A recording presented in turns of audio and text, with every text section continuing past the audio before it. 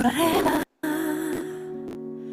mengosongkan berjalan jiwaku ini dari segala keinginanku dan semua hasrat pribadiku. Tuhan, penuhi aku dengan gairah surgawi dan suci, agar apapun tak ku ingini lagi, hanya Kau hataku abadi. Saat pulang menghadap Bapa, hanya Engkau yang ku miliki. Kerinduan hatiku, kehausan jiwaku, dapat ku memandang wajah-Mu. Saat ku pulang menghadap Bapa, hanya Engkau yang ku miliki. Kerinduan hatiku, kehausan jiwaku, dapat ku memandang wajah-Mu. Memandang wajah-Mu, bertemu muka denganmu. Memandang wajah-Mu, menatap ke aku.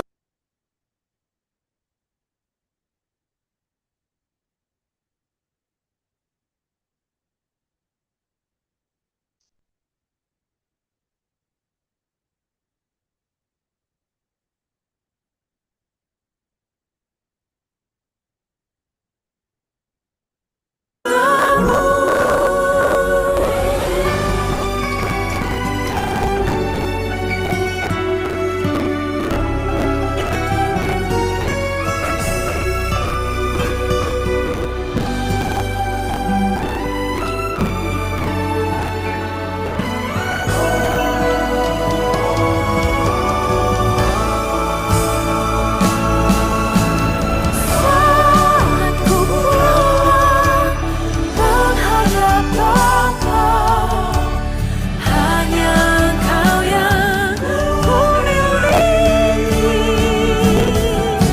Kerinduan hatiku, kehausan jiwaku, dapat ku memandang wajah-Mu. Kerinduan hatiku, kehausan jiwaku, dapat ku memandang wajah-Mu.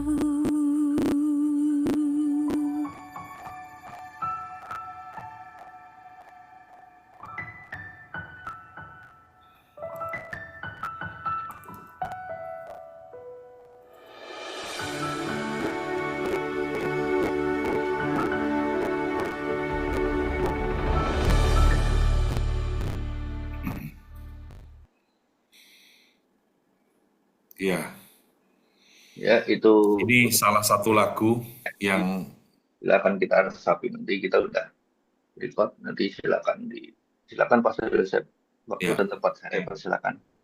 ini salah satu lagu yang memberi kekuatan buat saya. Kata-katanya luar biasa, ya. Tuhan, aku rela mengosongkan. Ini tidak gampang. Ya. Kenapa kita, kalau mau jujur, kita ini sumber stresnya di mana sih? Keinginan. Ya, keinginan yang tidak terpenuhi, itu menjadi sumber stresnya kita. Impian yang tidak terwujud, itu sumber stresnya kita. Tapi di sini kita belajar, Tuhan aku rela mengosongkan bejana hidupku ini.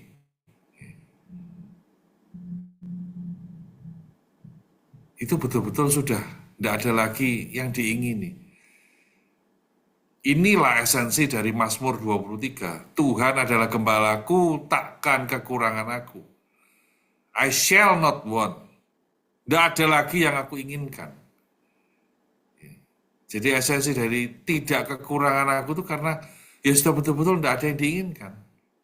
Seperti kalau kita tinggal di rumah bapaknya kita, orang tua kita. Ya, yang ada di kulkas itu punya kita semua. Buka kulkas, makan, tinggal makan.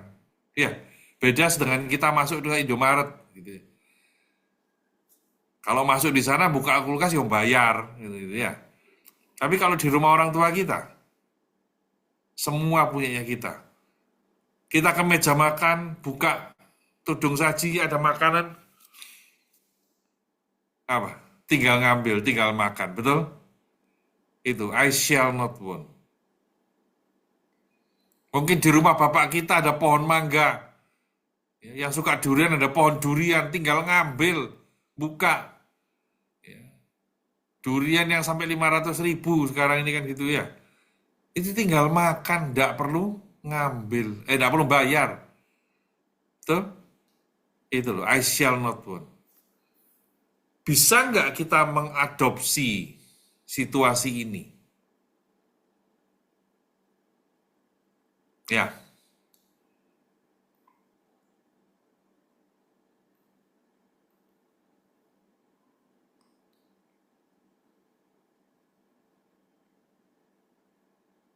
Oke, ini full. Ini share saya sudah betul ya? Atau masih mohon petunjuknya nih?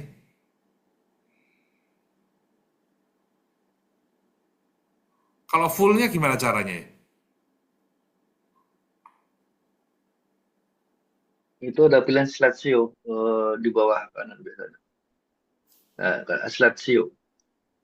Slideshow. Di menunya PPT ya? Itu klik Ya, itu. itu klik Ya, itu. klik itu.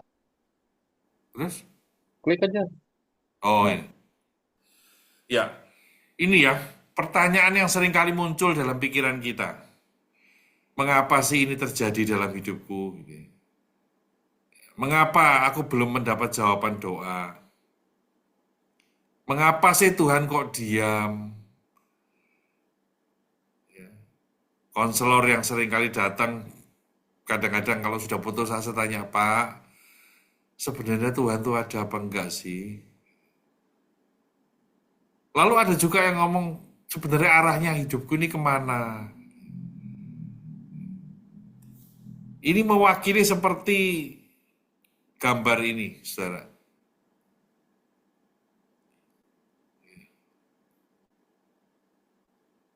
Berantakan. Ya. Ini gambar apa yang tidak jelas. Gitu ya. Di tengah-tengah itu ada sebagian yang sudah ketemu dan kelihatan, oh iya ya, ini kelihatannya kayak alat musik. Ya. Ada yang mungkin gambar yang ketiga ini ketemu tapi nggak tahu itu apa. Ya. Sebagian lagi, oh ini mungkin kelihatan seperti partitur, ada not baloknya, ada garis paranadanya. Kami nggak jelas seperti apa.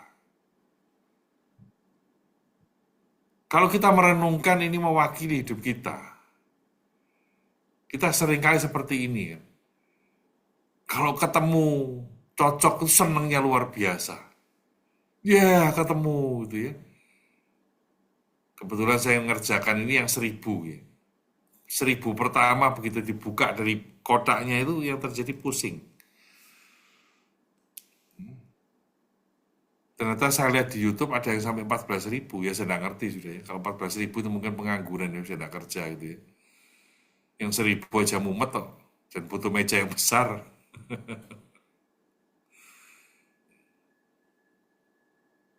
Tergantung bagaimana kita melihatnya, kita belajar ya dari sini. Nah ini, sebagian sudah ketemu, ya, tapi sebagian lagi apa? Masih berantakan. Dan bisa dibayangkan, lihat, secara kasat mata semua warnanya sama gitu ya, krem semua ya. Ini jodohnya dengan yang mana gitu kan? Nah, saya kasih judul pagi ini adalah Finish the Race. Ayo dibaca yuk. Siapa bisa baca? Biar melek semua. Izin aku baca ya, Pastor. Ya, Aku telah mengakhiri pertandingan yang baik, aku telah mencapai garis akhir, dan aku telah memelihara iman. iya. Terus bahasa Inggrisnya, Pak? Aish, Ya, ledek nih, kan Pastor. mau ke Amerika ini gimana ya? Ke Indonesiaan jadi malu saya. I have all the good, worthy, honorable, and noble fight. I have finished the race. I have kept firmly held the faith. Iya. Di sini bukan cuma mengakhiri pertandingan, tetapi dikatakan di sini layak. Kita mengakhirinya dengan layak. Kita mengakhirinya dengan terhormat. Ya. Ini sesuatu yang berharga sekali. Seperti pujian tadi, saat aku pulang menghadap Bapa, hanya Engkau yang kumiliki. Hanya Tuhan Yesus yang kita miliki. Masalahnya hari ini kita masih ribut. Ya, begitu rekening sudah mulai berkurang, gelisah, bingung mikir cicilan. Loh, cicilan nggak dibawa ke surga, saudara. Kayak saya bingung nanti mau mantu, itu nggak dibawa ke surga. Jadi, di sini benar-benar ketika kita berkata, aku telah mengakhiri pertandingan. Di situ tuh bukan sekedar apa ya? Ya, pokoknya finish lah. Apalagi nanti ini kan, Pak Simon mau mengakhiri apa? Mengikuti pertandingan lari gitu. Pasti semua peserta berharap apa? Aku menjadi juara. Jangan sampai misalnya ya pesertanya 1.000 nanti finish sih, ya selesai sih mengakhiri pertandingan, tapi nomor 1.000 juga. Nah, semua kepingin mengakhiri pertandingan dengan ini, worthy, honorable, and noble. Ya. Jadi, ayo, I have finished the race. Ini yang menjadi kerinduan kita, bukan yang lain. Ayo dibaca lagi berikutnya, Pengkhotbah 11 ayat ke-5. Silakan. Ya, aku bacain ya. Sebagaimana engkau tidak mengetahui jalan angin dan tulang-tulang dalam rahim seorang perempuan yang mengandung, demikian juga engkau tidak mengetahui pekerjaan Allah yang melakukan segala sesuatu. Nah, ini fakta, saudara. Karya Tuhan itu diumpamakan seperti angin. Kita angin bisa ngerasakan ya, tapi nggak tahu. Datangnya dari kanan, kiri, muka, belakang, nggak ngerti. Tapi kerasa ada angin, sejuk gitu ya. Tapi nggak tahu dari mana. Dan kekaguman kita ini sama seperti ketika kita melihat seorang janin di dalam kandungan. Bayangkan saudara, hanya dari sel telur dan sperma yang bertemu, bisa terbentuk organ tubuh kita. Itu tidak ajaib tuh. Ya. Itu mahakarya, bukan cuma karya, saudara.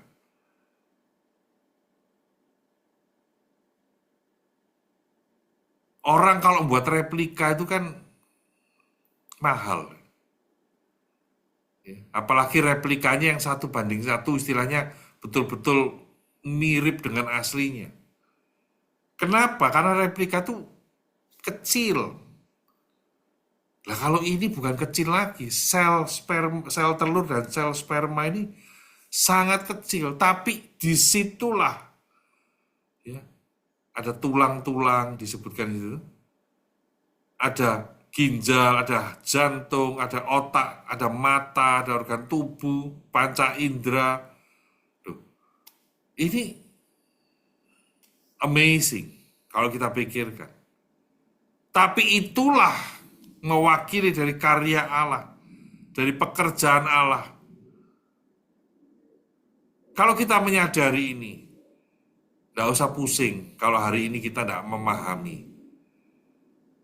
Kok bisa gini ya, kok tahu-tahu gini ya, kenapa ya ini terjadi ya.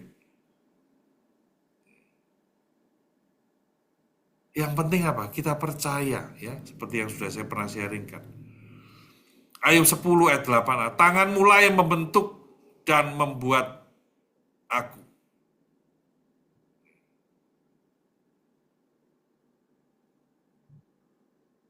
Ini suatu fakta. Itu ada gambar kecil di situ, ya, mewakili apa yang saya kerjakan. Masih ada di dalam tumpukan, tidak jelas. Dan tumpukan ini ada mungkin sekitar model kayak gitu itu ada sekitar 7 atau 8 tumpukan.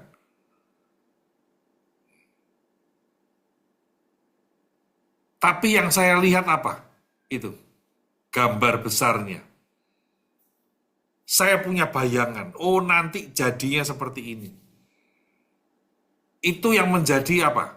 Jangkar iman saya. Gambar yang berantakan ini, ya, pasal yang setumpuk yang tidak jelas ini, akan menjadi gambar yang indah pada akhirnya. Bisa tidak kita menghidupi ini? Kita yakin bahwa apa yang Tuhan kerjakan itu indah. Bahkan sangat indah. Ya. Kalau hari ini cuma kita bisa melihat pasal kecil dalam hidup kita, saya belum ketemu arahnya kemana ya. Ini gambar apa yang tidak jelas, ini bagian dari mana ya. Tugas kita apa? Kerjakan. Ya, mengerjakan. Ya.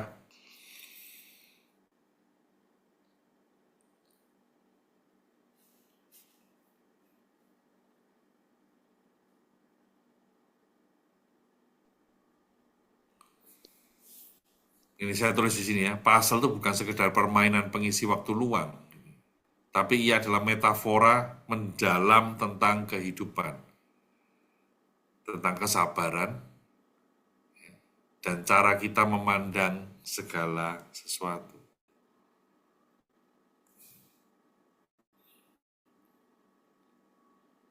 Langkah yang pertama yang harus kita pelajari, saudara, seperti tadi sudah saya sharingkan ya, pahami gambar utama, master plan. Makanya ketika saya mengerjakan itu, gambar utama itu ada di depan saya. Itu sebagai acuan saya ketika saya menemukan kepingan itu. Saya bisa melihat, oh ini bagian orkestra, oh ini bagian apa misalnya, penonton, oh ini bagian tirai, dan lain sebagainya. Sehingga saya bisa mulai mengelompokkan itu. Ketika saya memahami gambar utama kita, master plan kita, seperti sebelah kiri itu belum jadi. Oh yang ini sudah, yang ini gambar kebetulan sudah jadi ya, yang sebelah kiri. Tapi gambar itu yang saya pegang. Nah, apa sih tugas kita untuk memahaminya? Yang pertama, memahami hasil akhir yang ingin dicapai. Agar apa? Tidak menebak-nebak di tengah jalan. Ya. Dengan kita belajar firman, ya. Dengan kita mengetahui rencananya Tuhan, maka di situ kita tidak lagi stres, saudara. Dan apa tujuannya memahami gambar utama atau master plan tadi? Yaitu memahami visi dan rencana Tuhan agar setiap langkah memiliki arah. Ya. Nah, kita belajar di sini. Tujuan awal itu apa sih? Yaitu persekutuan dan gambarnya Tuhan ada dalam hidup kita. Di Kejadian 1 ayat 27 ya, maka Allah menciptakan manusia itu menurut gambarnya, menurut gambar Allah diciptakannya dia, laki-laki dan perempuan diciptakannya mereka. Ini keyakinan pertama yang harus kita miliki, saudara. Ya. Bahwa kita ini diciptakan serupa dan segambar dengan Kristus. Artinya DNA-nya Kristus ada di dalam hidup kita. Kalau Tuhan sudah mengasihi, berarti kita pun juga mampu mengasihi. Kalau Tuhan mengampuni, berarti kita pun juga mampu untuk mengampuni. Sama, kita dibuat serupa dan segambar. Bahkan ketika perkataan Tuhan itu berkuasa, maka kita pun juga sama, perkataan kita juga berkuasa. Oleh sebab itu hati-hati dengan setiap perkataan kita. Ya. Maknanya apa? Manusia dirancang sebagai wakil Tuhan di bumi untuk mengelola ciptaan. Dengan apa? Kasih dan kebenaran. Makanya kita di Harmony Brotherhood ini belajar ya yang namanya kasih dan kebenaran. Salah satu pernah saling tersinggung, ya. Yang satu berkata menyakiti yang lain. Kalau kita telusuri nggak ada yang bertujuan menyakiti. Yaitu terlontar begitu saja. Namun ternyata ada yang tersakiti. Tetapi kembali lagi kepada makna dari rancangan Tuhan ini apa? Kita mengelola ciptaan Tuhan ini apa? Dengan kasih dan kebenaran. Termasuk di dalam hidup bersama dengan pasangan kita. Harus didasari dengan kasih dan kebenaran. Dengan anak kita. Dasarnya kasih dan kebenaran. Dengan orang-orang sekeliling kita. Dengan atasan kita, dengan bawahan kita. Dengan siapapun. Dengan marketplace. Dasarnya satu. Yaitu kasih dan kebenaran. Yang kedua kita belajar. Tuhan menyiapkan jalan keluar agar manusia bisa kembali kepadanya. Tuhan merencanakan pemulihan, bukan penghancuran. Ketika manusia sudah jatuh dalam dosa, Tuhan nggak tinggal diam, saudara. Ini berita yang sangat baik. Tapi Tuhan menyiapkan jalan keluar. Itulah master plan untuk kita. Bahwa kita diciptakan serupa segambar dengan Kristus, dan Tuhan itu menyiapkan jalan buat kita untuk kembali ke Firdaus. Nah, ini kita belajar. Coba disimak ya. Kira-kira seperti ini saya buat. Ada tahapan, ada inti rencana, ada status manusia. Dimulai dari ketika Tuhan menciptakan kita. Rencananya apa? Tuhan ingin kita hidup bersama dengan Tuhan. Statusnya kita apa? Adam Hawa pertama. Mulia. Sebab dia diciptakan apa? Serupa dan segambar dengan Tuhan. Lalu manusia jatuh. Masuk ke poin kedua. Ya. Manusia memberontak. Ya. Statusnya berubah. Yang mulia jadi apa? Terpisah sekarang dari Tuhan. Tapi Tuhan tidak tinggal diam. Dia merencanakan yang namanya penebusan. Rencananya apa? Inti rencananya Yesus menebus dosa manusia.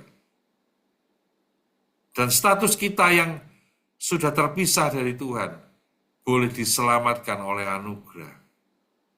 Ya, ini sesuatu yang sangat kita syukuri, saudara. Dan yang terakhir, ada tahapan kemuliaan. Inti rencananya apa? Hidup kekal di surga. Makanya saya bawa lagu tadi. Saat ku pulang ke rumah Bapa, hanya Yesus yang kumiliki. Status kita yang sudah terpisah tapi diselamatkan. Terakhir apa?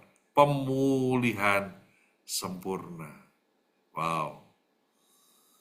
Ya, biar ini menjadi kerinduan kita semua ya. Dipulihkan sempurna. Kita ini tidak baik, saudara. Ya, kena emosi sedikit, kena tersinggung sedikit, marah. Betul ya? Tidak ada baik-baiknya manusia itu. Tapi kita diselamatkan oleh anugerah dan kita masuk di dalam pemulihan yang sempurna. Di 2 Yeremia 29 ayat 11. Ayo dibaca yuk. Silakan.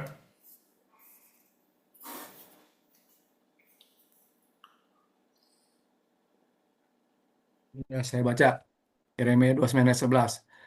Sebab aku ini mengetahui rancangan-rancangan apa yang ada padaku mengenai kamu. Demikianlah firman Tuhan, yaitu rancangan damai sejahtera dan bukan rancangan kecelakaan, untuk memberikan kepadamu hari depan yang penuh harapan. Yes. Ini master plan berikutnya. Ya, setelah kita diciptakan serupa dan segambar dengan Kristus. Ya. Setelah kita tahu ketika manusia jatuh dalam dosa, Tuhan merencanakan apa? Pemulihan manusia dengan mengutus Tuhan Yesus. Ya. Menebus dosa kita. Menyiapkan jalan yang baru untuk kita kembali. Dan ada keyakinan lain dari master plan itu bahwa apa? Rancangan Tuhan itu selalu rancangan damai sejahtera. Masalahnya kita yakin nggak? Atau kita justru sering mempertanyakan seperti slide pertama. Tuhan itu ada nggak ya? Sebenarnya bagaimana sih maksudnya Tuhan? Ya. Di sini dikatakan untuk memberikan kepada kita semua hari depan yang penuh harapan. Keren. Ya. Ya, setelah yang pertama kita memahami yang namanya master plan, langkah yang kedua itu identifikasi. Selama kita hidup, ya, kita tidak lepas dari masalah, betul ya? Ada aja, tapi bukan itu intinya. Bagaimana kita mengelola masalah itu? Ya ini, ya, beberapa saya yang bagikan pagi ini ya. Sortir dan kelompokkan semua bagian sesuai dengan kategorinya. Yang kedua, masalah dari skala ringan hingga berat, diidentifikasi. Identifikasi berikutnya apa? Jangka waktu penyelesaian. Ada yang pendek, ada yang butuh waktu panjang, dan yang terakhir skala prioritas berdasarkan faktor risiko yang ditimbulkan.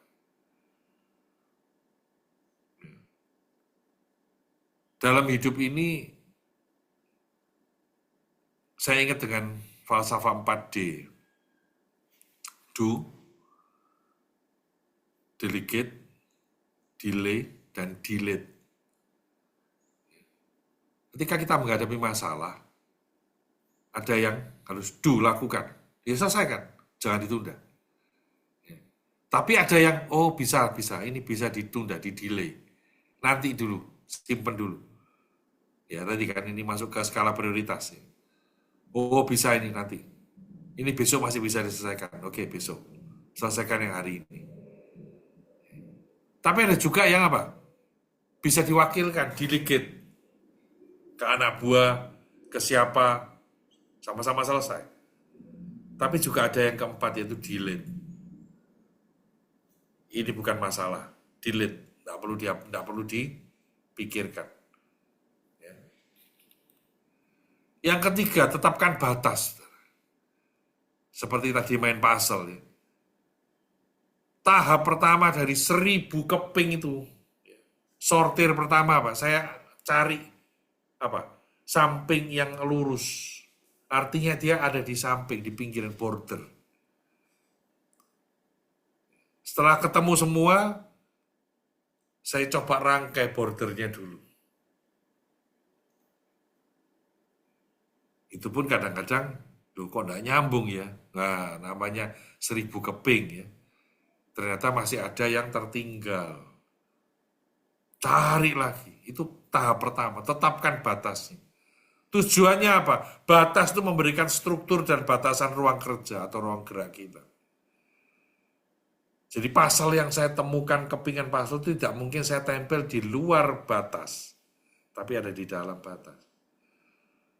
Dan tujuannya apa? Mempersempit lingkup agar lebih fokus. Ya. Tadi, ya. Ketika kita melihat masalah, fokus. Jangan melebar, jangan overthinking, ya, jangan baper. Nah ini melebihi dari di luar batas. Kekhawatirannya berlebihan. Seperti saya pernah sharing tuh, ada seorang ibu konseling ke saya, Pak, saya tidak kuat Pak dengan hidup ini. Kenapa? Aduh Pak, uang kuliah tuh sekarang mahal sekali Pak. Masuk universitas bisa ratusan juta Pak. Oh ya saya dengarkan aja. Setelah cerita sekian lama, ya kok saya ini terus tanya, loh Bu, putranya ibu ini usia berapa sekarang? Sudah mau lulus SMA kah? Nah, dia kan bingung kuliah kan? Ternyata bilangnya apa? Anak saya masih bayi Pak, baru lahir. Ya ampun Tuhan, dari tadi tuh saya dengerin kamu sia-sia dong. Bu, masih lama Bu. Ya itu dia sudah Pak. Nggak tahu batasnya ya. Ya kalau masih bayi ya ayolah dinikmati. Itu nanti urusan nanti kalau kuliah ya. Masih berapa belas tahun lagi. Ini segala sesuatu harus diberi batas. Jangan melewati batas dan jangan tabrak batas. Ya, quote ini saya senang sekali. Apapun itu kita harus kasih batas. Jangan melewati batas. Kalau di jalan raya sering kali kecelakaan terjadi karena apa? Melewati batas. Ya. Yang keempat, yang terakhir, jangan memaksakan kehendak. Ya, kadang-kadang pasal itu kelihatannya cocok, tapi kok enggak, atau enggak pas gitu ya. Itu kita paksa, kita tekan. Enggak, gitu. Pasal itu kalau udah jodohnya ya masuknya enak gitu ya. Smooth. Ini. Ada kalanya terlihat cocok, namun ternyata salah tempat, salah pasangan. Jangan pernah menekan atau memaksa kepingan tersebut. Nah, kalau sudah begini apa? Kita harus berani bergerak mundur untuk dapat melihat perspektif yang baru.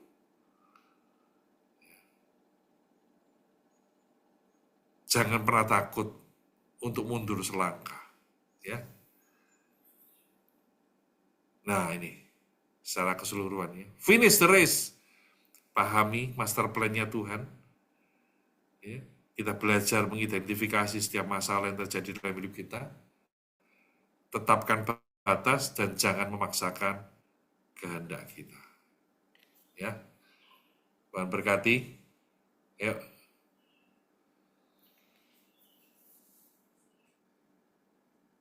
Berikutnya apa? Sharing ya.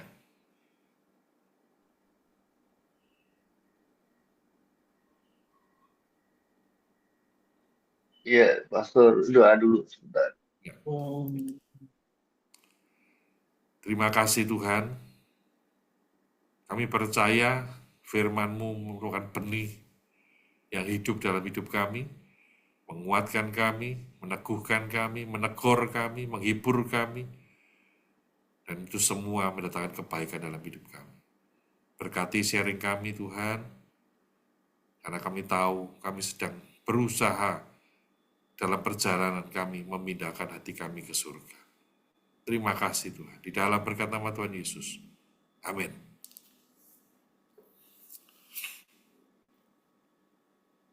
Ayo. Pagi Pastor Yosef, izin Ya, dulu pagi. ya. Saya belum bisa jalan. Masih ke ujung-ujung bumi pagi ini. Tajur Halang tuh nggak tahu tuh. Citayam, sampai mana tuh.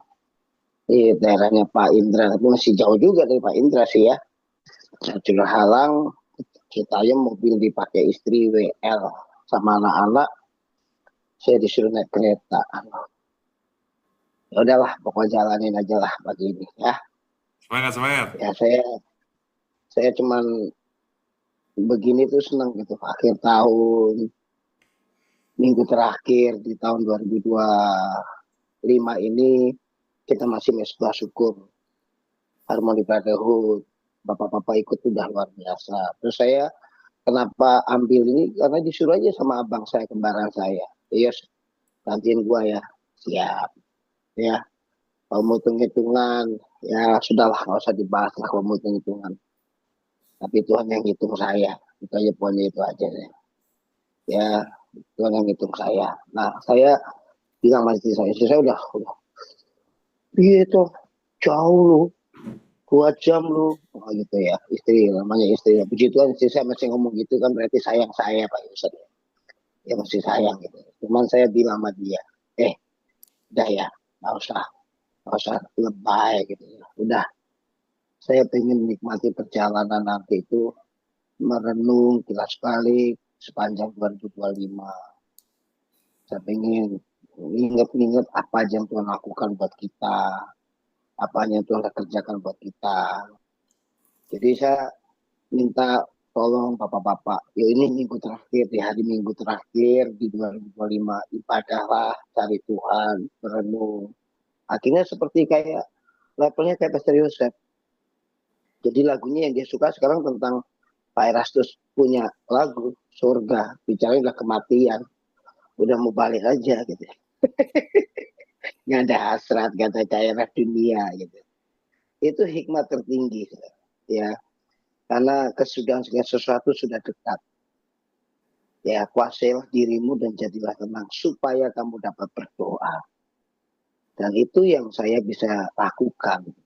Kami nggak kemana-mana, kami nggak gimana-gimana, tapi saya sama istri saya bersyukur kita masih sekeluarga ibadah. Kemarin hari Kamis jujur ya, Pastor, Natalan kami, Randy itu yang saya minta tolong.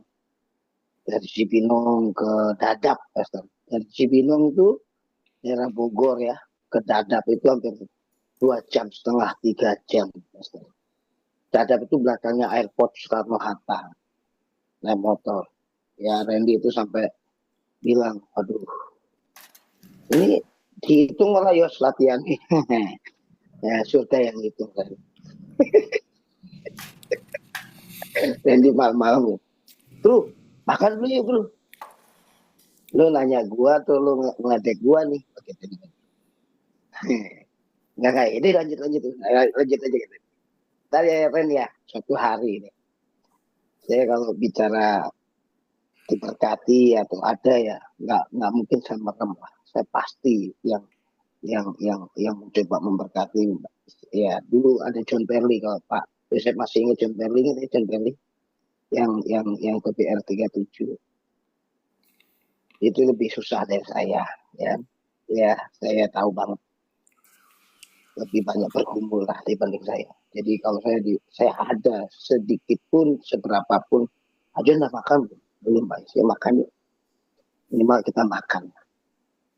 Ya jadi saya ngomong begini tuh kemarin Kamis itu, saya pikir Natalan kemarin itu Natal kelabu. Saya kadang-kadang lihat Pak Simon enak, Pak Simon udah jalan-jalan gitu ya. Ya, lihat Pak Yosef udah keliling gitu. Saya pikir wah asik-asik ya Pak Oki, tapi masih kerja Pak Oki. Sempat sama istri sama anak ke Jakarta, sempat nginep di hotel, tapi besokannya udah ke Sukabumi nyetir. Wah hebat emang Pak Oki. Saya nggak ngerti Pak Peri lebih dulu liburan ke Penang gitu kan ya. Pak Lukas ke Bandung gitu. Nggak ngerti lah. Pak Indra mah tiap hari liburan, dia ke Bogor. Pak Indra tiap hari di Bogor dia liburan gitu kan ya. Nah, saya cuman kemarin tuh nangis Pak Yosef karena hari Kamis itu pas lagi perayaan Natal, acara belum selesai, di tengah-tengah acara. Bahkan seingat saya sesudah khotbah, tapi masih panjang. Karena Natalan kami hampir 2,5 jam, hampir 3 jam Natal. Itu saya dipanggil ke panggung sama gembala, dikasih apresiasi, diperkenalkan, didoain. Itu di hadapan pendeta-pendeta Banten, Setanggerang. Saya nangis, saya pikir, wah, karena ada orang BPD, Badan Pekerja Daerah GBI, DKI hadir. Dan dia langsung mungkin, Yos, acaranya meriah banget, kamu sama istri WL. Terus, wapi tenang. Aku mau melok ya, ambil melok kamu ya. Dalam hati saya gitu, kayaknya duitnya Pak, gak usah. Kayaknya duitnya, kayaknya biaya operasional gak usah, gitu. Nyesel gitu. Tak capture itu Pak, tak capture itu, tak kirim ke gembala yang ini. Pak Yos kita modal dengkol doang, Pak Yos, yang punya hati buat jiwa-jiwa. Saya bilang, amin. Saya kenapa ambil di situ? Karena saya mau belajar, saya mau berubah, saya mau melayani, bukan untuk oriented money, bukan untuk dunia. Saya mau investasi kerajaan surga. Saya ingin ke Pak Yosef, kiblatnya Erastus Sadono, Rehoboth. Saya ini kan dibimbing sama Pak Mardi ini loh. Oh itu dia, Masya Allah. Masya Allah. Saya kemarin ke Kerendang itu kan dikasih bukunya Pak Eras itu, suruh baca semua sama. Oh, salah katakan. Katanya Pak Mardi sebelum selesai baca jangan nyapa saya dulu katanya gitu. Oke, sekarang saya baru tahu. Oke, siap. Ternyata, itu aja sih. Yang penting kilas balik kita hari-hari ini renungkan, hari minggu terakhir, hari Minggu, yuk kita berdiam diri sejenak, kita merenung. Saya pun sepanjang jalan nanti enggak. Kan saya putusin naik motor pas ini. Ini biasanya saya langsung jalan, izin ya. Oke, saya langsung jalan karena jam 9 udah mulai. 2 jam saya lihat ke Tajur Halam. Saya cuma mau bilang, saya mau nikmati sama Tuhan. Sepanjang jalan, saya mau doa, saya mau ingat-ingat kilas balik, Tuhan pelihara, Tuhan ketemuin orang-orang hebat di Harmoni Brotherhood, Tuhan ketemuin Pak Lukas untuk kerjaan saya, semuanya saya akan ingat. Thank you Bro Simon. Bro Simon tuh sampai hari ini kadang-kadang kalau itu, Yos, aku ingat gitu ya Bro, Yos ingat ajarin kerajaan surga. Dan Pak Simon ngelakuin, dan dia udah lihat hasilnya. Gak mati saya, lah gue yang ngasih tau ayat ke Pak Simon yang diberkati, masa gue nggak diberkati? Masya Allah, kebangetan gitu kan, gitu kan Pak Simon ya, gitu, itu bagus banget Pak Simon. Thank you Pak Simon. Ya, yuk sama-sama maju terus di Mesbah Syukur Harmoni Brotherhood. Ya, makasih Pak Yosef semuanya yang tadi itu, kalau boleh PowerPoint-nya, PPT-nya share ya, itu ya Pak Yosef, izin. Terus saya minta ya, berkati. Yuk Pak Lukas, saya izin option dulu ya. Ya, Tuhan beserta ya, Pak Yos. Ya, sama Pak Oki, Pak Simon, Pak Ferry, Pak Indra, Pak Mardi. Terima kasih udah kasih pewahyuan ke Pak Yosef, memberkati Pak Mardi ya. Baru tahu saya, guru ngajar guru nih. Oke, memberkati.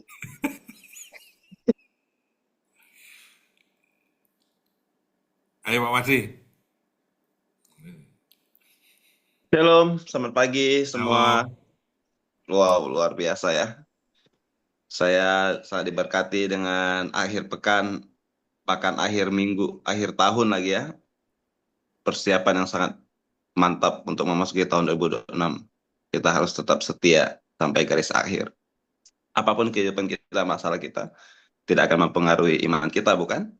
Itu yang kita harus imani terus, apapun masalahnya, tetap Yesus untuk selama-lamanya. Nah, saya sangat suka sekali berguru ya, sama siapapun orang yang bisa mengubah hidup saya. Banyaklah tokoh-tokoh Alkitab yang bisa kita teladani ya di di YouTube ya. Baik dari Chris Manusama ya, Petrus Agung ya, dan sekarang saya lebih intens ke Erastus Sadono ya. Kenapa? Karena khotbahnya mengubah hidup saya ya. Dari yang cinta dunia akhirnya bisa tidak lagi memikirkan akan kefanaan dunia ini ya. Saya benar-benar melabuhkan hatiku kepada Bapa. Wah, luar biasa. Nah, yang paling bermanfaat itu kan bukan mendengar apa yang bisa kita dapat dari khotbah itu ya, tapi apa yang bisa mengubah hidup kita gitu kan. Saya belum pernah ya, sekalipun tidak pernah saya nonton debat di YouTube tentang lintas agama atau apapun lah ya, baik atau apa tuh, Edis TV atau apa tuh ya, Area Miron, sekalipun saya nggak pernah nonton. Kenapa? Karena menurut saya itu debat kusir ya, sesuatu yang beda pandangan tapi diperdebatkan, itu debat kusir menurut saya. Tapi alangkah baiknya kita mendengar seminar ya, tapi kayak pengajaran, banyak sekali ya pengajaran di Alkitab, kayak Debbie Basir misalnya ya, itu bagus sekali membangun iman kita dan mempertumbuhkan iman kita ya. Saya kalau jaga warung, kalau lagi nggak ngapa-ngapain, ya saya selalu dengar khotbah yang benar-benar bisa mengubah hidup saya. tidak jauh, tidak pernah lari lah dari GSKI ya, Petrus Agung. Walaupun Petrus Agung sudah meninggal ya, tapi warisan imannya sangat banyak sekali. Saya mendapatkan karunia eh, apa Basaro itu ketika saya mengikuti ibadahnya Petrus Agung tuh waktu di Kelapa Gadingnya waktu itu ya di KKR Petrus Agung waktu dia sebagai pembicara ya. Wah, saya mendapat karunia Basaro pertama kali tuh di sana tuh. Saya tidak akan pernah lupakan tuh. Wah, luar biasa sekali. Nah, sampai saat ini saya masih terus belajar dengan guru-guru yang walaupun sudah meninggal ya, kayak Petrus Agung sudah meninggal, tapi warisan imannya sangat luar biasa sekali. Sama ada satu lagi yang meninggal itu yang sering di TV dulu siapa ya? Namanya lupa saya. Itu siapa itu? Ada satu lagi tuh, cuma sekarang udah jarang saya dengar. Dulu saya intens sekali dengarnya itu. Nah, banyak sekali lah ya pengajaran-pengajaran yang bisa kita ambil dari YouTube, dan saya juga bersyukur ya di HSB, di Brotherhood ada Pastor Joseph yang terus memberikan wejangan-wejangannya, terus memberikan pandangan-pandangannya, dan sangat mengena dalam hidup saya, dan saya sangat menikmati apa yang diberikan, walaupun kadang nggak enak ya, kadang pandangan dari Pastor Joseph kan kadang juga nggak enak, tapi ada satu nilai yang bisa saya dapat di situ. Nah, di akhir tahun ini, dengan pesan kita harus tetap setia, tetap mengakhiri hidup dengan garis akhir, itulah pesan yang harus kita dapatkan, bukan? Itu yang bisa saya bagikan. Sekian dan terima kasih, Pesdar. Iya, ya makanya itu yang kan saya yang sering kali ngomong. Kalau yang paling banyak ngomong itu sering kali resikonya paling banyak salah ya. Ini. Apa tadi? Saya enggak baca. Apa ya?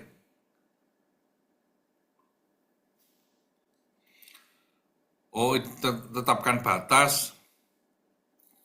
Nanti saya share ya. Saya share di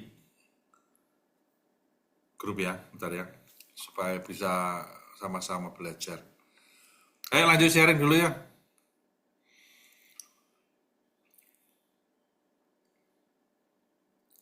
Izin namanya Pak Yusuf diganti aja lah belakangnya. Jangan Yusuf Kurniadia lagi. Yusuf Sabdono. Dulu. Jangan. Nanti kalau transfer salah rekening nanti, jangan.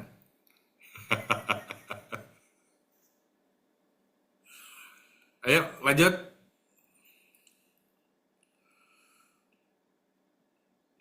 Ya, Mas Iman. Lanjut ya. Ya, siaran langsung dari mana? Lumajang. Sekarang dari Bondowoso. Malang. Duh, sudah sampai Malang. Nggak ketebak ya. Emang udah nggak ada planning nih, emang ngerol aja udah semuanya gitu. Jadi thank you pagi ini dapetin firman Tuhan yang semuanya ada batas ya. Bagus sekali quote-nya, emang tentang tanpa ada batas semuanya, jangan lewatin batas, jangan tabrak batas, ya kan, berjalan di dalam batas. Gitu. Itu mengibaratkan semuanya dalam perlombaan lari ya. Sama di lomba lari yang seperti saya ikuti atau lomba kehidupan yang kita jalani saat ini, kita kan semua saat ini sedang berlomba menuju kehidupan yang lebih baik kan. Kita finishnya di mana? Ya finishnya ada dua pilihan, mau finish di neraka apa mau finishnya di surga ya. Tapi dengan adanya kita BR ya kan, kita semua pengen finishnya di surga ya. Saling menguatkan satu dengan yang lain, tetap berjalan di dalam rule-nya, tetap di jalan ada garis, Mon salah lo kayak gini ya kan, harusnya begini, jangan over begini. Kehidupan semua ada batasnya, makanya ada sebutan buah roh ya kan, ada kasih, sukacita, damai sejahtera, kemurahan, kebajikan, kebaikan, kesetiaan, kelemah lembutan, penguasaan diri, dan itu semua harus bisa bertumbuh di dalam kehidupan kita. Penguasaan diri, kenapa harus paling terakhir, itu adalah rule yang paling kontrol yang paling besar dalam kehidupan kita. Makanya disimpan di dalam nomor 9, penguasaan diri. Ngelihat cukyok, makan jangan ya. Ngelihat ini, aduh, ini ngelihat babi nih, makan jangan ya. Ini setiap hari nih ya.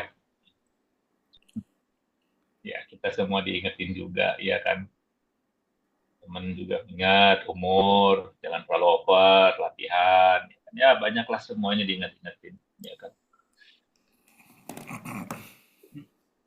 Di dalam kehidupan kita, firman Tuhan ini setiap hari kita baca, kita renungin, ya kan. Ya, hendaknya firman Tuhan ini mulai masuk, disimpan, ya kan. Tertanam dan mulai bertumbuh. Nanti tahun ini kan tema PCI kita kan udah strong from home.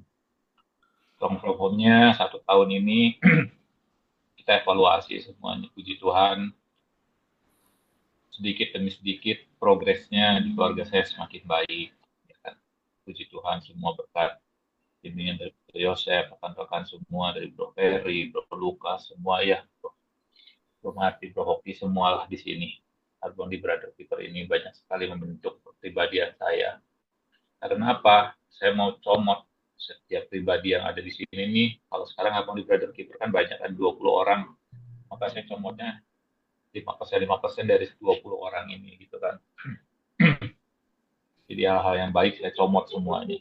Yang jagonya dari mana? Dari Bro Ferry. Bro Ferry itu kalau ngobrol, kalau ngomong itu lemah lembut, slow gitu kan. Itu kan berbanding terbalik dengan saya gitu kan. Sama kayak Bro Heru gitu kan. Ini kan 1-2 dalam berbicara tuh gurunya saya.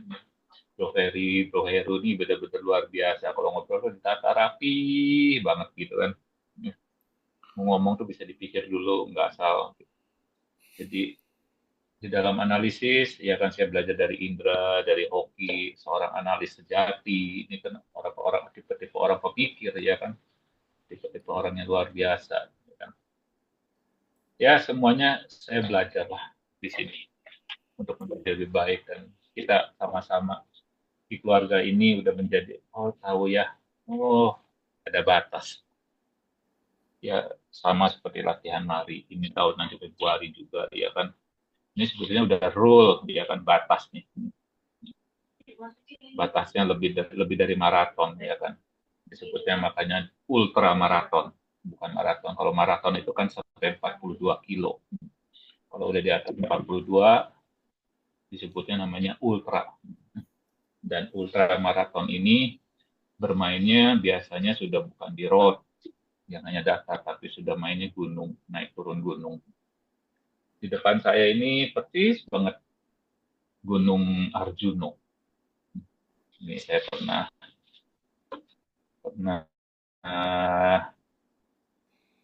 di atas Gunung Arjuno gitu kan. Jadi benar-benar pada saat saya ada di puncak bisa menikmati seluruh keindahan alam yang di bawahnya. Berkat apa? Berkat itu jerih payah saya dari nol gitu. Kadang bisa sampai ke puncak itu kan, wah suka dukanya. Setelah sampai di puncak, saya bisa melihat, wah luar biasa indahnya ya, kota Malang, kota apa semua. Karena saya udah di puncak. Tapi begitu saya udah turun lagi, ke bawah lagi, saya tidak bisa melihat itu keindahannya. Karena apa? Karena berkutat lagi dengan keseharian, harus bekerja, harus apa semuanya. Begitu. Jadi thank you banget, Pastor. Semua ada batas dalam kehidupan ini. Semoga tetap batas-batas ini membawa kita semuanya finish masuk ke dalam kerajaan surga yang mulia. Demikian. Yes. Thank you, Pastor. Puji Tuhan. Pesan saya satu, kalau sudah di Malang jangan lupa ke kelenteng, bukan untuk sembahyang ya. Tapi di basementnya ada sate babi yang enak sana. Mam, ke kelenteng ada sate babi itu, Pastor Yosef. Ya, di basementnya, di basement. Patas. Lukas. Itu berlaku hanya untuk Lukas. Itu ada rujak cingur, ada pangsit mie di bawahnya kelenteng itu. Banyak yang enak itu. Oh, kelenteng apa Iya. namanya? Ya pokoknya kelenteng paling besar. Ya, Paling besar besar besar di di tengah kota, Oke. tengah kota. dekat-dekat Suka pasar meluncur. besar. Suka Kalau nggak meluncur. salah sampingnya itu Jalan Pasar Besar, bro. Oke. Segera meluncur. Pasar Besar. Terima kasih. Kalau sarapan pagi ya di Nguling atau di Rampal ya. Itu rawon. Rampal lah, kalau Nguling sekarang terlalu banyak jeroan. Iya, Rampal masih kalau oke. mau Rampal. Rampal. Ya, Rawon Rampal. Nah, Rawon Rampal. Rawon rampal. Itu pagi, enak bro. itu. Pagi. Enak, Juara itu. enak. Rawon rampal kita. Coba tujuin ke rawon rampal dulu langsung. Yang bisa ngalahkan kalkulator ya Rampal itu. Ya, itu makan babatnya, bro. Babatnya, waduh, mantap itu, bro. Sudah. Jangan ngomong terus, nanti Pak Lukas bisa berangkat itu. Sudah. Ini nanti melanggar batas kesabaran.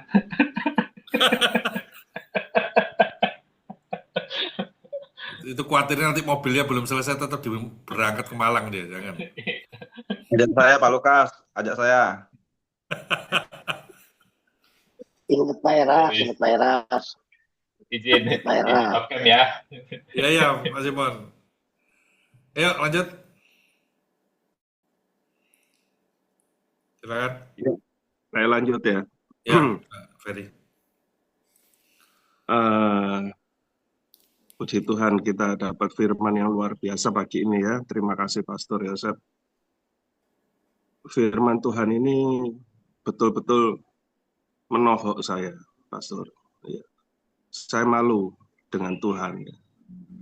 Karena kadang kita itu belum tahu pasalnya Tuhan itu selesai, kita udah protes duluan.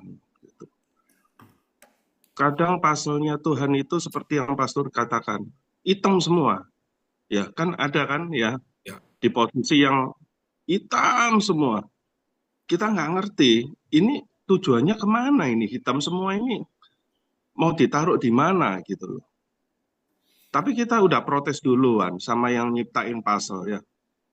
Ini lu kayaknya salah ini, bikin puzzle ini. Kok hitam semua? Kok nggak ada petunjuk sama sekali? Ya, analogi puzzle ini sangat mengena dan pas sekali di kehidupan saya. Saya merenung, merefleksi, kadang kita itu terlalu gampang menjudge keadaan, dan akhirnya ujung-ujungnya selalu menjudge Tuhan. Padahal kita yang salah dalam bertindak, salah dalam menganalisa. Ya. Saya juga teringat, Pastor, tentang Nabi Yeremia dan Nabi Yesaya ya, yang disuruh oleh Tuhan ke tukang periuk. Ya, di sana Nabi Yesaya atau Yeremia ke tukang periuk. Nah, ketika tukang periuk itu belum selesai mengerjakan, bejananya menjadi bejana yang sempurna. Bejana itu sudah rusak duluan. Dan akhirnya tukang periuk itu membetulkan bejana itu menjadi bejana yang model lain.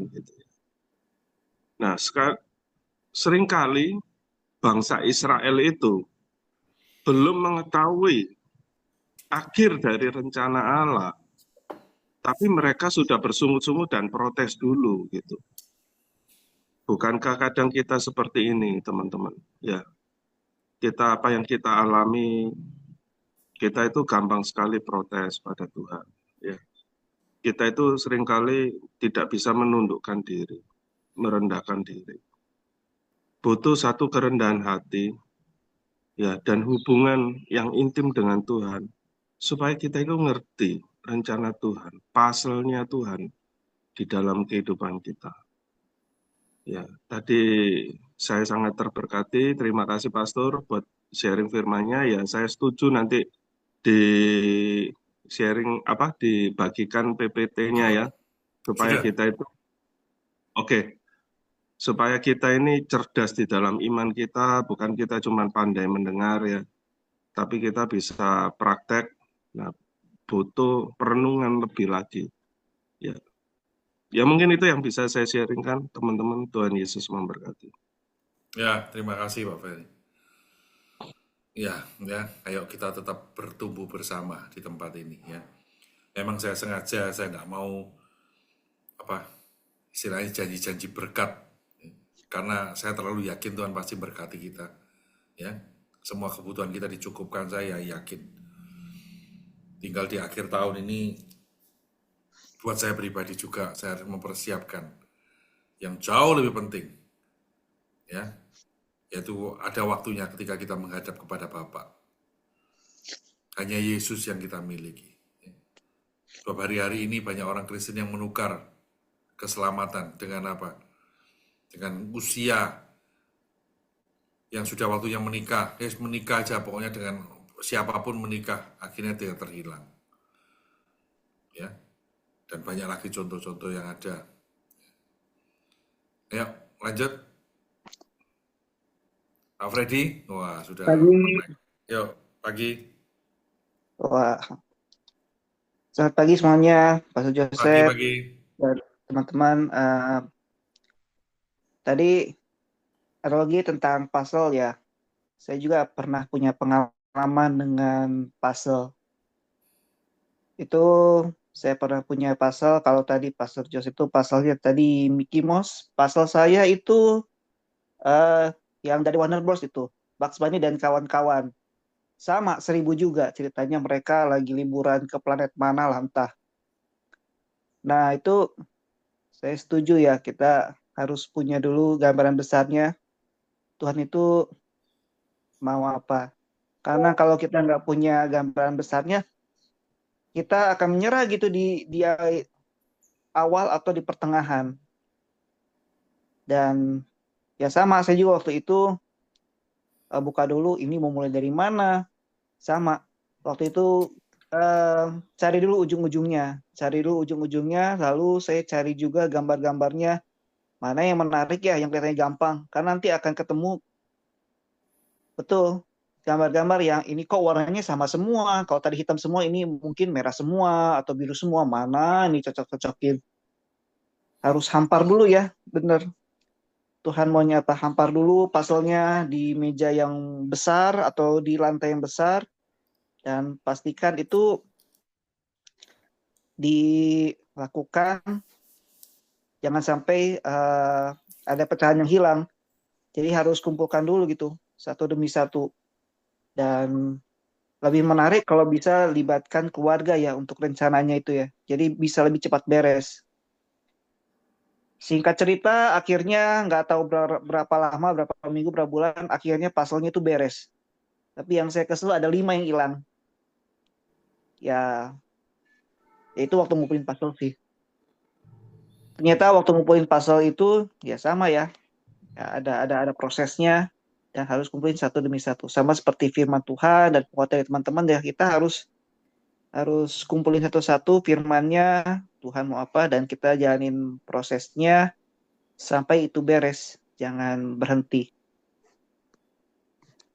Itu yang saya mau sharingkan teman-teman. Jadi kita kumpulkan satu demi satu gambar besar mau apa, kita kumpulkan firman-firmannya dan kita jalani prosesnya. Yang lebih baik kalau bisa berproses bersama teman-teman atau keluarga, jadi bisa lebih cepat beres goalnya. Terima kasih. Ya Pak Freddy, terima kasih. Ya, jadi kita kembali ya, ini bukan intinya bukan ke pasal ya, tetapi pasal itu kita ambil nilainya ya, yang kita terapkan di dalam kehidupan kita. Ya, kalau nanti dikerjakan bersama lebih cepat, berarti apa? Ya libatkan keluarga kita, libatkan orang-orang terdekat kita ya, untuk kita bisa memberikan solusi dalam setiap masalah kita. Ayo Pak Niko. Om, pagi semua. Jalan-jalan. Lagi di mana? Lagi di kamar. Oh, di kamar. Oh. Di Bogor, Pastor. Oh, liburan.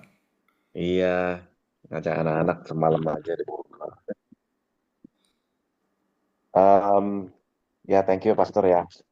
Ya, tadi bagus finish the race.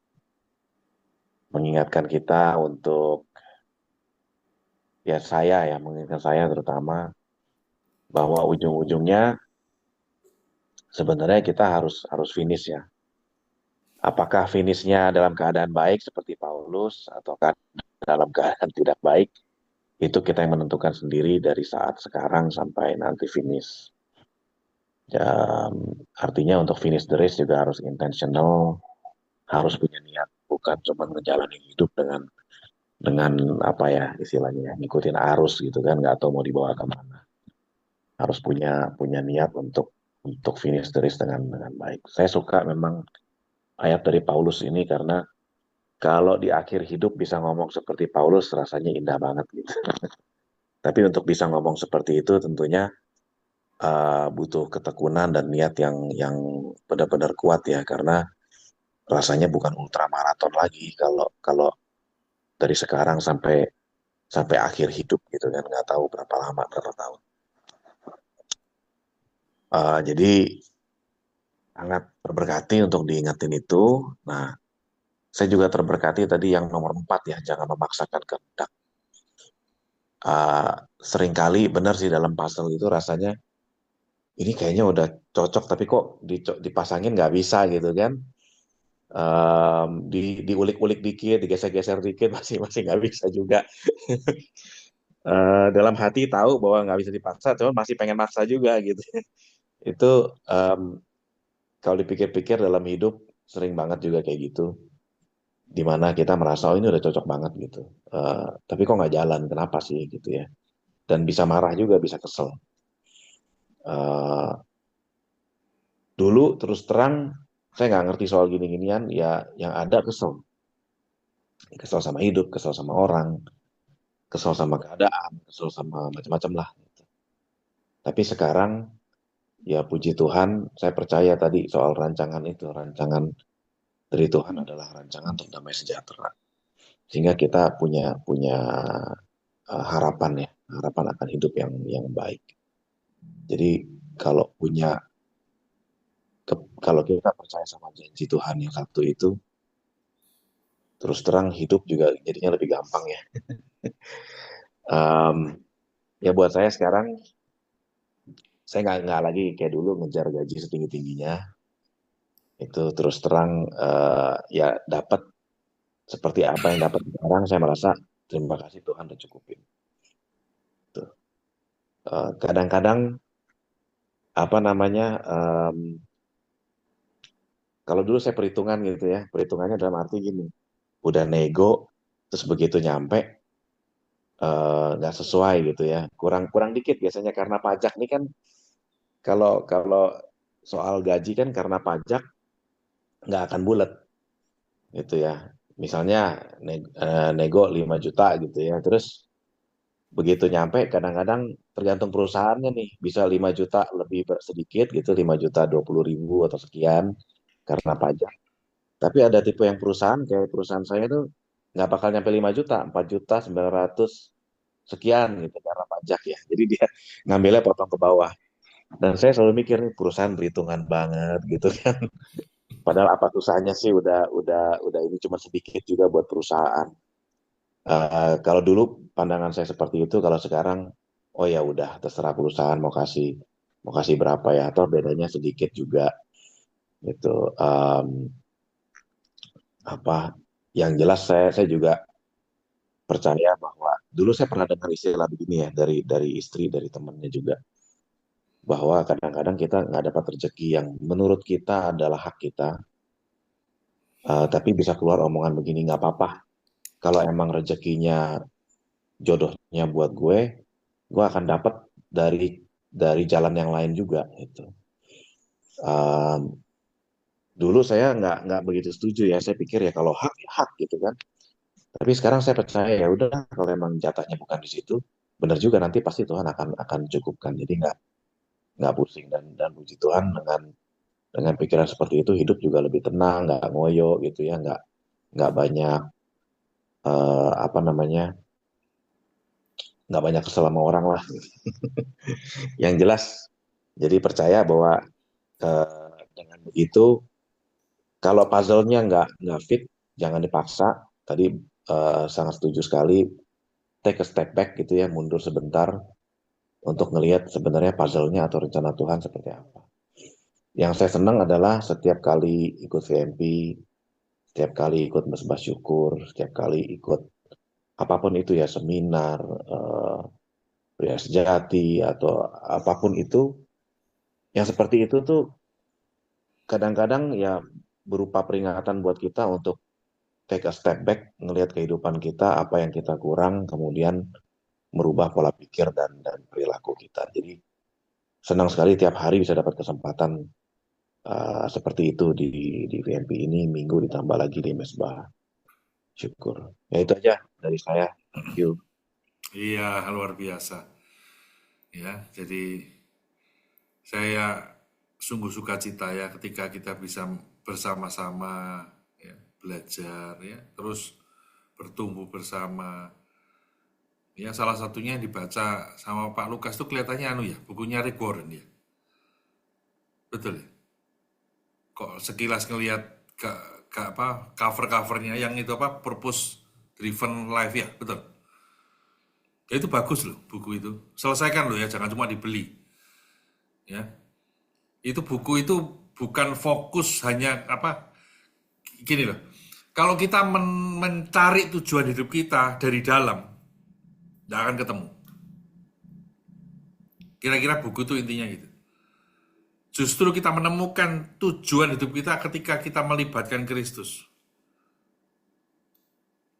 Ya. Makanya di situ apa dibahas tentang worship, tentang fellowship, discipleship. Ya, ada 5 langkah kehidupan itu. Bagus itu, ya. Dihidupi Pak Lukas. Ya, nanti jangan lupa di-sharingkan ke kita. Loh, ya, harus baca kan.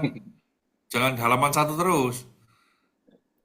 Bukan, ini saya mau ngasih ayatnya masalahnya. Ayo Pak Lukas. Loh, kok saya?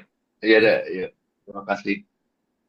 Jadi saya dapat buku ini dari hamba Tuhan ya, sebelum baca di bagus ini. Terus setelah saya dapat kan ternyata korelasi dengan firman yang pastor katakan hari ini ya. Salah satunya tuh di Efesus 1 ayat 11 ya. Gitu di dalam Kristuslah kita menemukan siapa diri kita dan untuk apa kita hidup. Nah, ini sebetulnya kan seperti master plan kalau saya ngomong kayak gitu. Ya, tadi jauh sebelum kita mendengar tentang Kristus, dia telah melihat kita. Jadi kan itu sama, dia sudah tahu duluan gitu sebenarnya situ gitu kan ya. Dan telah merancang kita untuk kehidupan yang penuh kemuliaan, bagian dari keseluruhan tujuan yang dia kerjakan di dalam segala sesuatu dan setiap orang. Ya, jadi ini udah menjelaskan sekali ya, sama korelasi sangat bagus banget ya, bahwa Tuhan itu sudah merancang kita sebelum kita jauh melahirkan seperti yang Pastor Doni ngomong gitu kan. Dan itu sebenarnya master plan kita gitu kan. Dan perlu disadarin bahwa master plan masing-masing orang tuh berbeda-beda gitu karena si A begini, si B begini, si C begini. Nah, ya tinggal bagaimana kita menyikapinya. Dan yang saya tangkap sini sebenarnya saya agak sedikit tidak setuju ya Pastor ya, saya teman. Mungkin Pastor bisa ngasih saya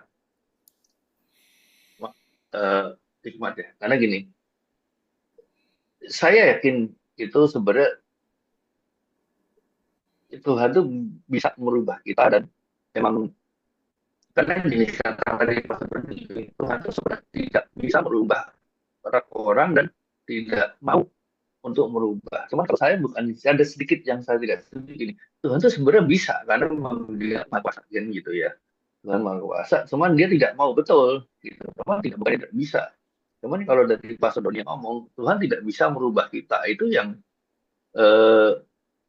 agak sedikit saya kurang setuju gitu. Karena di dalam ayat saya lupa di mana ya, itu dia mau waktu dia ada masalah, Tuhan yang mengeraskan hati seseorang dan Tuhan yang melembutkan hati seseorang gitu kan ya. Nah di situ yang saya perlu hikmat ya, bahwa jadi walaupun Tuhan punya rancangan buat kita, ya itu tuh betul Tuhan bisa, cuman dia tidak mau gitu kan. Jadi cuma bisa hati kita, ayo kamu punya free will kamu lakukan gitu kan ya. Dan ini yang saya alami ya, teman-teman ya, bukannya saya sok mau nunjukin, bukan ya teman. Itu tadi mungkin saya benar-benar merasa banget jauh sekali. Jadi selama 50 tahun benar-benar saya sudah berulang kali ngomong ya, jauh sekali apa yang saya lakukan ini benar-benar sangat bertolak belakang dengan apa yang selama saya umur 50 tahun itu ya. Jadi sekarang saya udah mulai berusaha kayak kemarin ya. Jadi saya tidak merasa kemarin ada masalah gitu. Intinya terakhir aja gini. Saya mendapatkan masalah dan saya merasa malah masalah itu adalah untuk menaikkan level kita dan saya mensyukuri gitu Pak. Jadi saya bisa anehnya itu apa ya? Saya bisa mensyukuri masalah yang saya hadapin gitu loh. Dan puji Tuhan juga selama saya mensyukurin itu dan saya minta tolong ke Tuhan, Tuhan, aku yakin Tuhan pasti akan memberikan jalan menyelesaikan hal ini, gitu.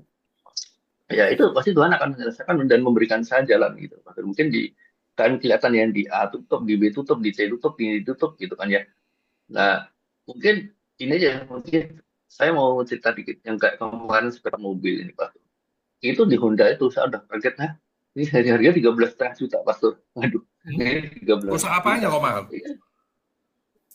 Itu jadi kayak spin box-nya tuh di kalau di Honda bengkel di Autores-nya itu 13,5 juta gitu loh. Itu bener saya tanya di beberapa. Nah tapi setelah saya cek ini ada ternyata kemarin saya nemu ada yang jual, tapi emang bukan second ya, tapi dia copotan gimana gitu ya. Ada yang jual 6 juta, ada yang 25 juta, ada yang 3 juta. Nah kemarin entah kenapa dan itu beda satu nomor aja bahaya gitu. Nah kemarin saya dapat dari Magelang nih, dari Magelang dia cocok yakin apa semuanya ya udah, dan itu dengan harga cuma 2 juta itu. Nah, mungkin benar yang dipakai bisa Pak, dan saya lihat emang dia pernah jual tuh ada 23 unit dijual sama dia gitu kan ya. Jadi itu saya bersyukur, dan saya sebelumnya itu saya yang saya mau katakan bukan itunya ya, sebelum saya melakukan pencarian itu Pak Tur, saya tuh berdoa dulu. Jadi saya udah nyari beberapa jam saya nggak nemu, berapa hari nggak nemu. Saya berdoa, Tuhan tolong bantu dong ini nyari ini. Dan itu benar-benar ketemu gitu loh. Dan saya tanyain, bener difotoin apa semuanya. Dan itu spare partnya benar-benar itu gitu. Tapi kalau saya nanya ke yang toko-toko otores semuanya 13 juta gitu. Jadi, waduh, ini bisa foto nih saya ngomong gitu kan. Tapi ya puji Tuhan, Tuhan tetap maksudnya gini, Tuhan akan kalau kita seperti tadi Pastor ngomong, kita memilah-milah eh, apa persoalannya, terus kita udah ini menetapkan batasan, tidak memaksakan kehendak ya, itu malah Tuhan akan memberikan kita gitu loh. Saya mungkin ada analogi itu gini, kalau ya saya mungkin jadi anak pastor nih, nih ayo beli ini, beli makan ini apa semua, tapi kalau kita memaksa, aduh ayo cepat pokoknya macam ini, itu malah kadang-kadang sebagai orang tua malah kadang jadi gimana ya, kesel gitu kan ya gitu. Tapi kalau nih ayo papi ini ya dah, pengen ini tapi ya udah, kapan-kapan aja deh gitu, ntar kalau pas lagi sempet gitu Pam atau lagi ini boleh nggak gitu Pam ya, kadang-kadang kita malah jadi luluh gitu kan ya. Jadi itu tidak memaksakan kehendak tadi ya. Itu dari saya sih Pastor, terima kasih. Iya. Ngomong-ngomong, buku itu baru beli apa? Sudah lama? Ini saya didapat, ini baru beli teman, karena emang baru dapat dari hamba Tuhan baru beberapa minggu lalu, saya baru pesen ya, tadi baru saya buka sih. Iya, pengen baca lagi, cuma punya saya dipinjem, terus nggak balik. Itu udah biasa, itu udah biasa sih Pak. Iya, makanya sejak itu saya nggak pernah mau minjam-minjamkan lagi. Bukannya apa, kalau dibaca, kalau memang benar-benar mau baca, mending saya beli lagi, saya kasihkan. Ya, setuju. Oh, Pak Simon sudah jalan ini? Udah. Menuju Pak Simon, baca WA saya Pak Simon. Oh iya, sebentar. Tak kasih listingnya tuh di Malang. Nah lo. Wah, orang bisa-bisa nggak pulang atau lagi,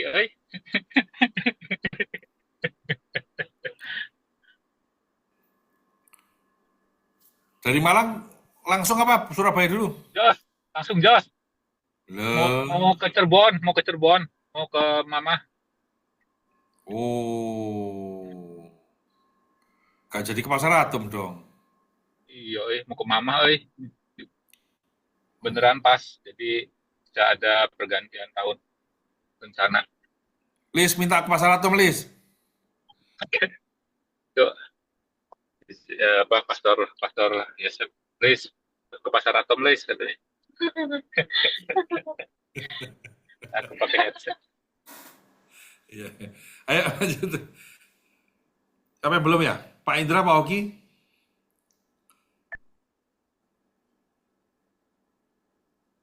Ayo. Ya, Pak Ya, Indra, ayo. ini tadi apa mau screenshot malah hilang udah berubah tadi, makanya terus malah lupa. Jadi padahal yang penting tadi, yang keempat itu. Cobain aja ya. Jangan memaksakan kehendak ya. Iya. Tadi sih saya pas baca itu, oh ini nih Rawon rampal. ketiga sama keempat nih. Iya, Wah, ini kan mau ke wihara mau nyobain ada makanan lain, makanya Pak Simon itu. Sudah. Ya, jadi ketiga Sudah keempat. saya share kok, Pak Indra. Ya, sudah. Tapi memang kebetulan nih saya tuh ini ya dididik tuh sama keluarga yang empat-empatnya ini minus semua sih memang. Jadi dari kecil itu nggak banyak diajari tentang hal-hal ini gitu. Pokoknya nggak ada planning, terus ya going with the flow aja, nggak pokoknya ya kalau ada masalah tuh nggak diidentifikasi tapi malah jadi ribut sendiri gitu. Jadi terus batas juga apa ya, nggak ada suatu batas-batas yang ini boleh sampai sini, ini lewat batas, itu kurang gitu diajarin tentang kayak gitu. Pokoknya kalau whatever it takes, kurang lebih kayak gitu ya, itu cukup berbahaya gitu. Sama ya itu terakhir suka memaksakan kehendak. Kalau kita punya sesuatu itu ya kita paksain sampai orang lain submit gitu loh. Itu benar-benar sesuatu yang nggak baik sih sebetulnya.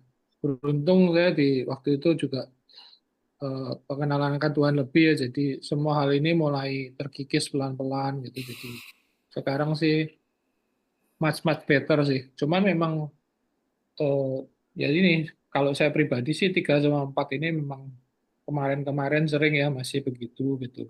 Cuman semakin dekat gocap kali ya, jadi sekarang ini agak berkurang jauh hal-hal kayak gitu. Jadi sedikit lebih bijaksana mungkin.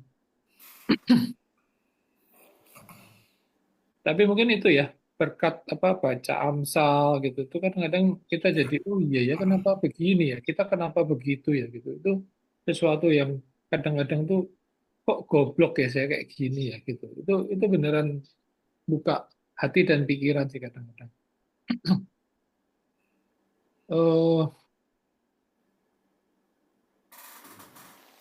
Mungkin itu aja sih saran saya sih, kalau teman-teman suka sih ya baca Amsal dan Mazmur, itu memang benar-benar bermanfaat buat kita sih. Nggak usah banyak-banyak aja, itu bermanfaat. Iya, biasakan baca Amsal tuh sesuai tanggal. Bagus. Tanggal? Maksudnya gimana tanggal? Ya, hari ini tanggal berapa? 28, baca Amsal 28. Oh, satu itu dong, Pastor. Satu pasal, iya. Pendek lah. Saya kalau baca cuma 1-2 ayat paling mentok, itu sudah. Ya, nggak apa-apa, dibiasakan, tapi bagus. Jadi satu hari, satu pasal untuk Amsal. Kalau malam, mau tidur, saya biasakan Mazmur. Lah, yang lainnya di tengah-tengah hari. Jadi, kalau Mazmur itu berarti kira-kira 5 bulan balik. Itu. Saya sih udah membatasi diri, Pastor. Pokoknya 2 aja yang penting paham. Kebanyakan nggak apa-apa, nggak masalah. Kalau saya blank kayak tadi itu kan 4 gitu, baru inget 1, 2, 3, 4-nya apa ya, lupa terusan. Gitu. Itu Pak dibilang anak saya baca 1 perikop, boleh 1 perikop. Gini loh ya, kita jangan masuk ke agamawi ya. Jadi Itu konsumsi kita. Yang penting makanan kita berkualitas. Yang penting makanan kita itu memberi manfaat buat kita. Ya, nggak penting banyaknya. Ya, kita makan satu piring banyak penuh tapi isinya karbo semua, ya nggak sehat. Ya, sedikit tetapi berkualitas. Ibaratnya gini loh, satu hari baca 10 pasal misalnya ya, tapi hidupnya nggak berubah, lo ngapain?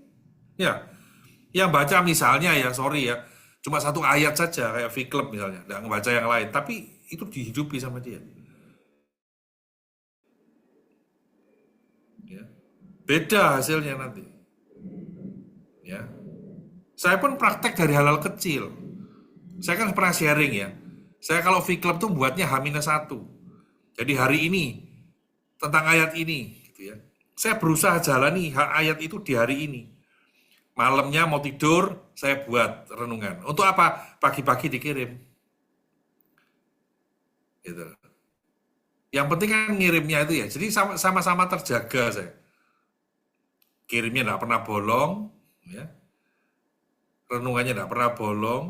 Dan yang penting apa? Bertumbuh di firman itu. Ya, enggak apa-apa. Tadi itu cuma saran aja, kalau bisa satu pasal Amsal tiap hari, bagus. Jadi 1 tahun saya sekitar 12 kali baca.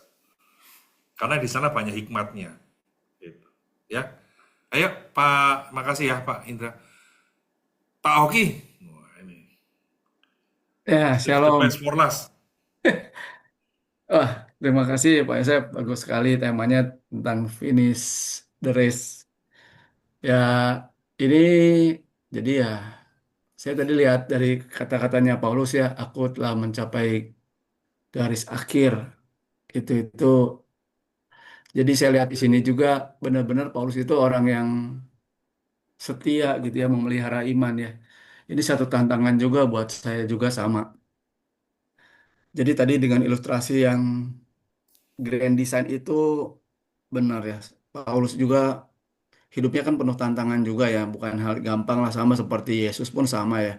Tapi kan nggak pernah menjadi korban lah. Posisinya benar-benar nggak pernah jadi korban. Ternyata rahasianya itu dia bisa menghidupi narasi apa ya, narasi besar kehidupan dari rancangan besar dari Allah yang sudah tentukan gitu ya. Makanya dia bisa melewati semua. Jadi biarlah saya juga diingatkan kembali, pastilah dalam hidup ini nggak mungkin saya juga ada konflik, ada masalah, baik itu ekonomi, baik itu dalam keluarga, apapun juga, atau keadaan, atau di pekerjaan. Cuman itu jangan jadi satu jebakan atau emosi sesaat yang bisa menggagalkan tujuan saya. Jadi saya harus benar-benar tarik, latih diri untuk setiap hari ya, setialah baca firman, dengerin gitu ya, supaya saya juga paham mengenai rancangan Tuhan. Tadi yang dari Pak Yosef kirim bagus banget itu, yang tadi yang jatuh manusia dalam dosa gitu, hubungan putus, sampai terakhirnya sekali.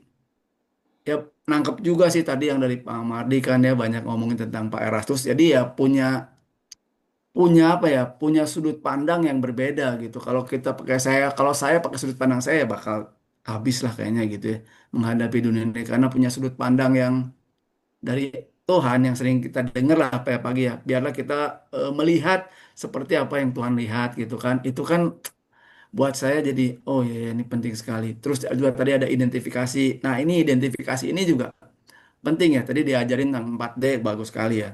Itu bagus. Terus saya juga tadi lagi mikir juga, aduh ini tuh ya, saya tuh udah lagi menghidupi panggilan atau mau menghidupi jadi orang lain gitu. Itu sering saya gitu, karena saya pengen jadi kayak Timothy Ronald, Andri Hakim, Andri Susanto gitu. Sering saya membicarakan hal yang itu gitu ya, Suli gitu kan, anak muda itu kan, ke anak-anak atau ke istri, ke orang-orang.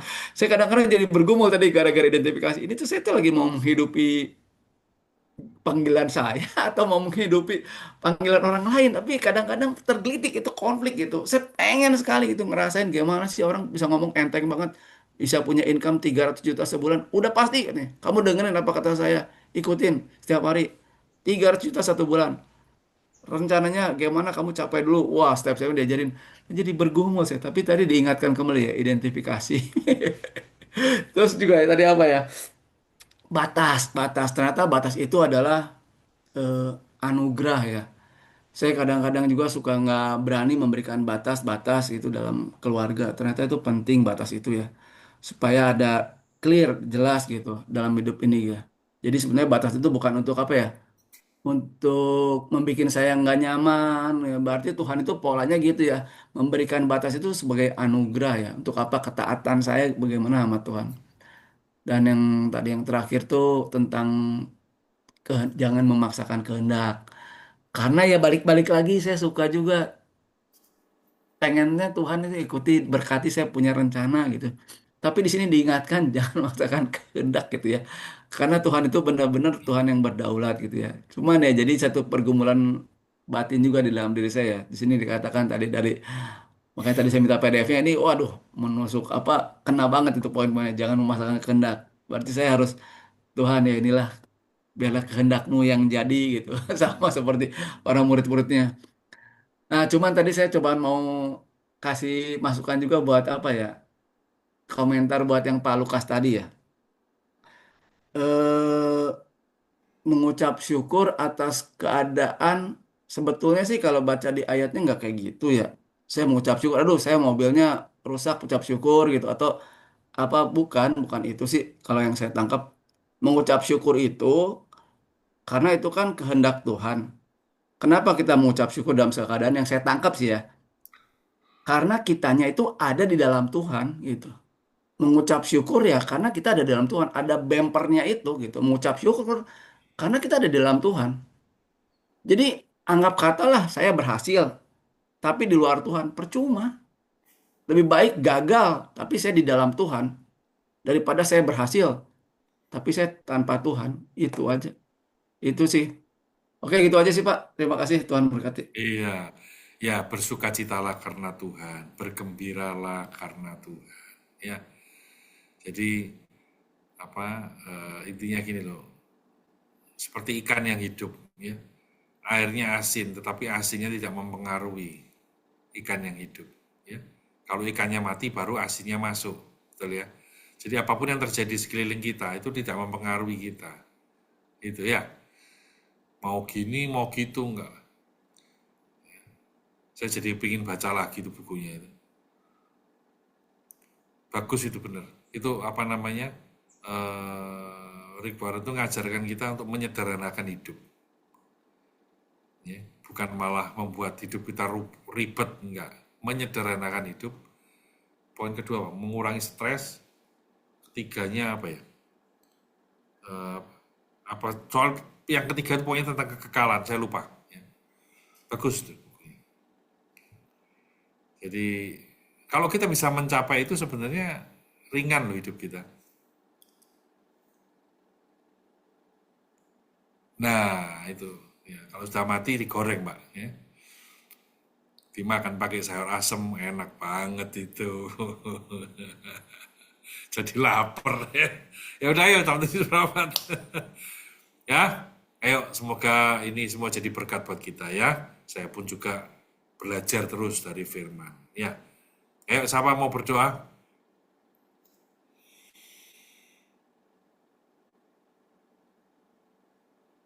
Ya, siapa mau berdoa?